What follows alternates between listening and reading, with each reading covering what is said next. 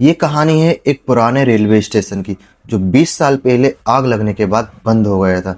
लेकिन कहते हैं उस रात की आखिरी रिकॉर्डिंग अब भी वहीं रखी हुई है, और जो कोई भी उसे सुनता है वो जिंदा नहीं रहता। एक लड़का जिसका नाम था सुरेश, ये बस अफवाह है सोचकर उस रात वो चला गया। अपना कैमरा ऑन किया और टेबल पर पड़ी पुरानी कैसेट प्लेयर को चालू कर दी।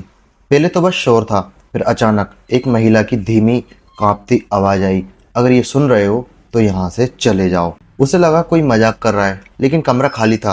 वो लड़का रिकॉर्डिंग सुनता रहा और फिर उस आवाज ने वही बातें बोलना शुरू कर दी जो उस वक्त वो सोच रहा था। लड़के ने डरते हुए रिकॉर्डिंग बंद किया, लेकिन आवाज अभी भी बंद नहीं हुई। वो अब कमरे के कोने में आ रही थी और बोल रही थी, पीछे मत देखो।